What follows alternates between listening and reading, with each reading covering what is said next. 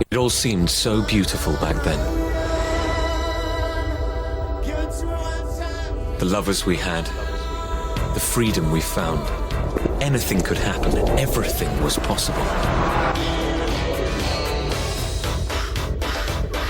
We all did things we weren't proud of, things we'd come to regret.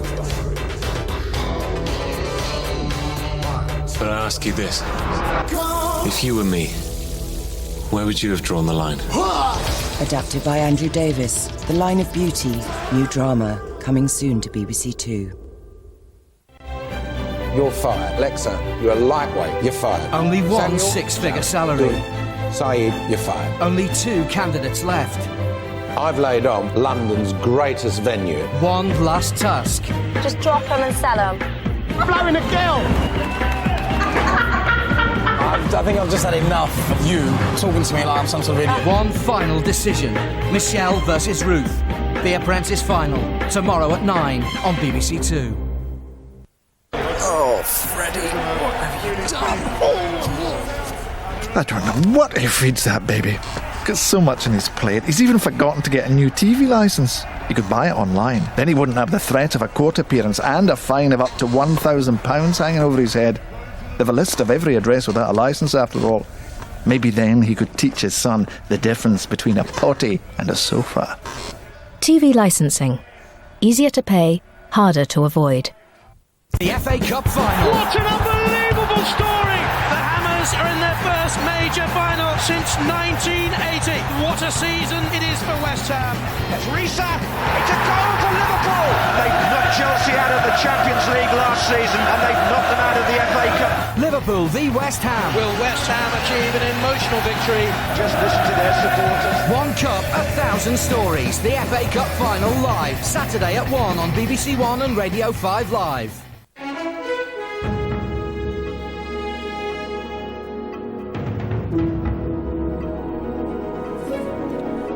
BBC Learning Zone opens at 2, but now on BBC Two we're joining Nighttime News 24.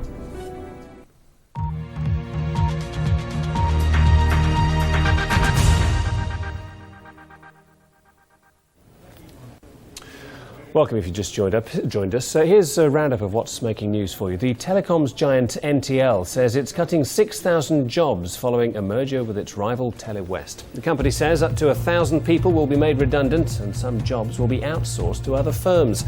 Unions say it's a devastating blow. David Cameron, the Conservative leader, has crossed swords with one of Britain's leading businessmen, Philip Green, who owns BHS. Mr Cameron criticised what he said were creepy efforts to sell sexy clothes to young girls. But Mr Green pointed out that the range in question had been withdrawn 3 years ago. And the home shopping firm Littlewood's Shop Direct has also announced that up to 1,200 jobs are to go when it closes 3 of its warehouses. The Liverpool-based retailer said depots in Eccles, Wigan and Worcester would be closed in 2007. Members of the Middle East Quartet are to back a temporary mechanism to help avoid a humanitarian disaster in the Palestinian territories, where the government is in a deep financial crisis. After a meeting at the United Nations headquarters, the Quartet's members, that's the United States, Russia, the European Union and the United Nations, said they hoped the mechanism would be in place as soon as possible. Much Western aid to the Palestinians was suspended following the election of Hamas in January. Well, he's 17 years old, he's never played in the Premiership, but Theo Walcott has been picked for the England World Cup squad. So what's it really like to carry the hopes of a nation at such a young age? He's been speaking about his selection for the first time, as Joe Wilson now reports. This is the boy who can win the World Cup for England. Sven-Göran Eriksson clearly thinks so. 17 years old, having never played in the Premiership, Theo Walcott's been picked for the biggest tournament of them all. I was shocked. I couldn't say anything. I was just like this, just so surprised. My eyes were coming out of my head, and it's unbelievable. My first thoughts were, I can't believe this really. Biggest move for Arsenal, and then this is just unbelievable. Really, can't imagine it. When Michael Owen was making his World Cup debut in 1998, Walcott was 9. At 10, he took up football and was quickly spotted by Southampton, where he made his first team debut at 16. He's had so little football experience, even the England manager has never seen him play in the flesh, but the evidence is impressive. In the blink of an eye, Theo Walcott's gone from sharing a playground kickabout to sharing a dressing room with the world's best players. A year ago in Berkshire, these were his classmates. Yesterday, they were amongst his fans, sharing in the amazement of Walcott's selection. We were all crowding around the computers trying to get it to work, and then all the computers froze, so he can find out until I got a phone call through telling me that he had been picked. There's so much support for him around the school. But yeah, it's just great news for everyone.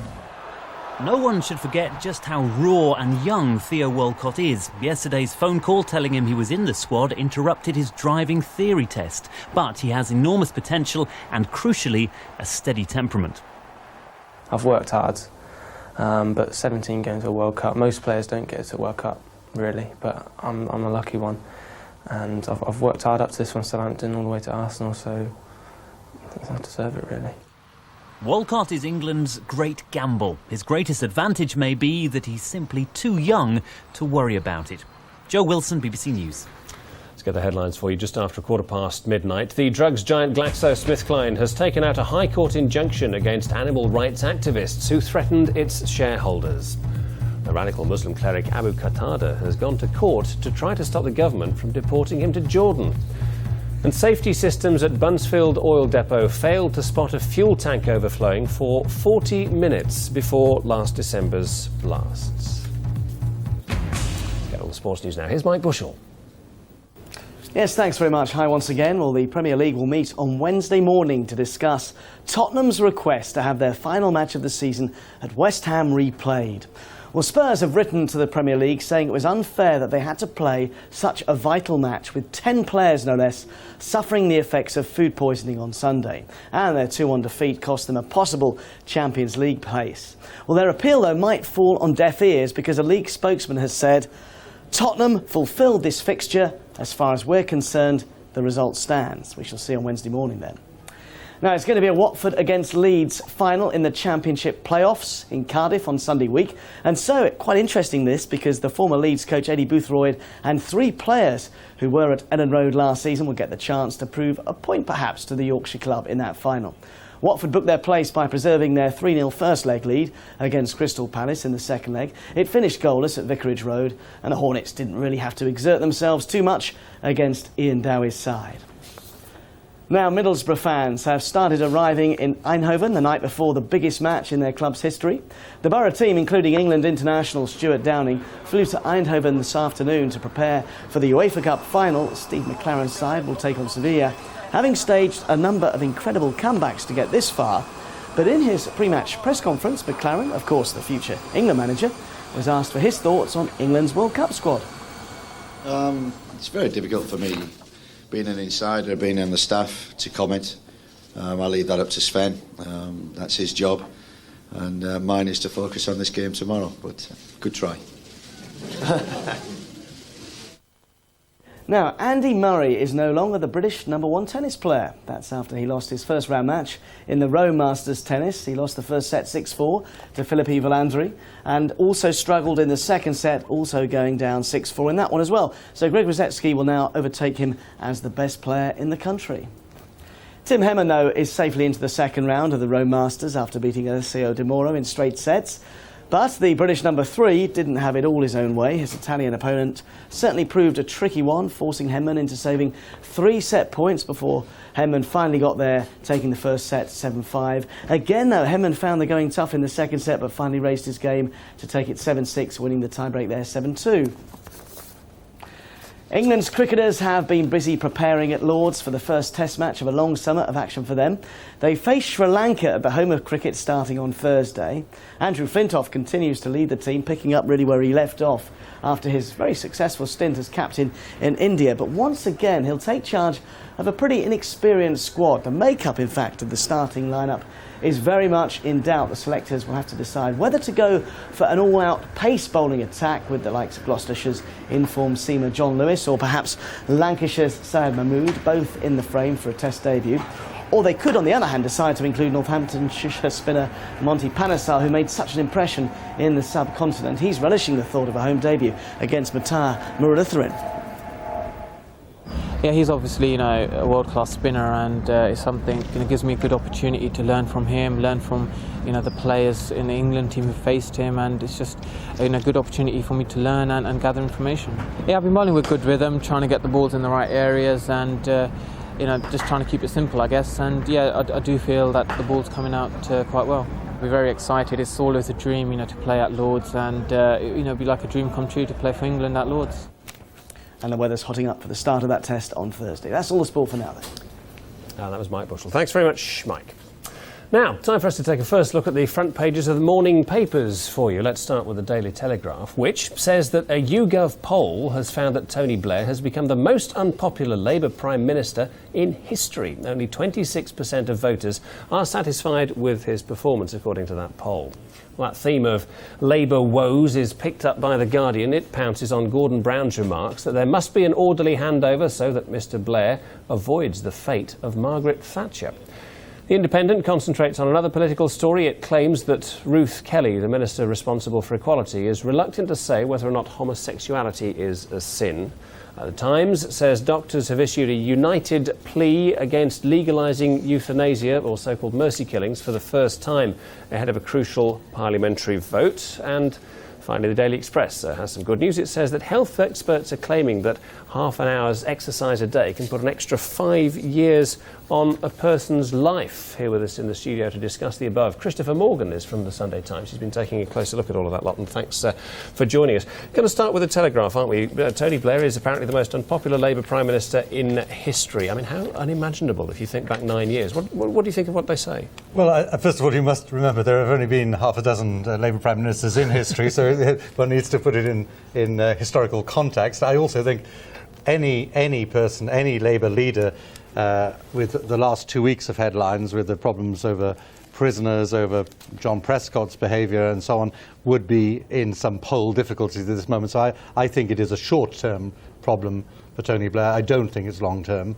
And of course, we must remember the Daily Telegraph is a heavily conservative paper and should read with caution. Yes, but last week it was talking about the dying days of Mr Blair's regime, I mean, which was excessively, in my view, excessively exaggerated opinion. But there are some remarkable results in this, showing that the current party lineup is Conservatives 37%, Labour 31%, and the Liberals only 17%.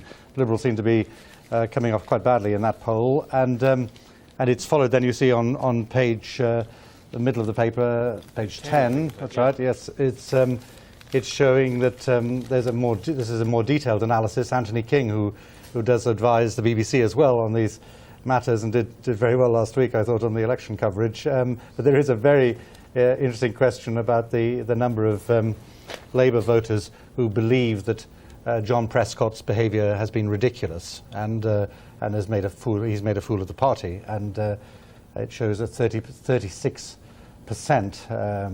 see him as a figure of ridicule. That tallies actually with what our paper, the Sunday Times, was finding last weekend. A lot of Labour MPs feel greatly let down by John Prescott, and people who were traditionally his big supporters are so disappointed in him.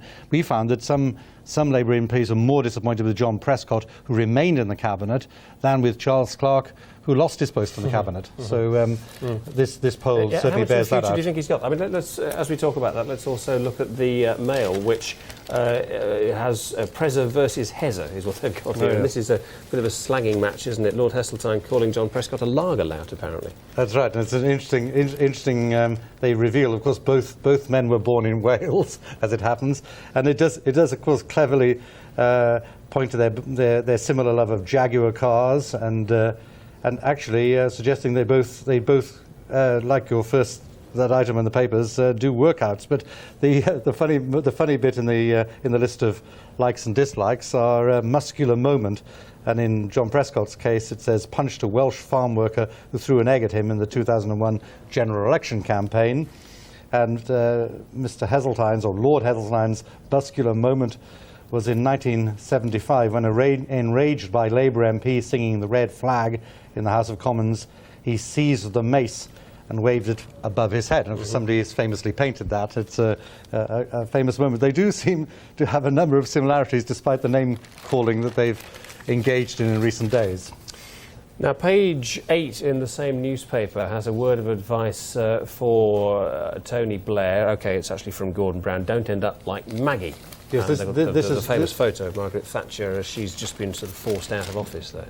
This has also made the front page of The Guardian. And I must say, I thought today that we perhaps would see an end to these stories, but many of them actually are repeating interviews which were broadcast during Tuesday. And this is a GMTV interview that the Chancellor gave. Interestingly enough, he's given 4 interviews since last Friday, and in this one he particularly seizes on Tony Blair's promise to discuss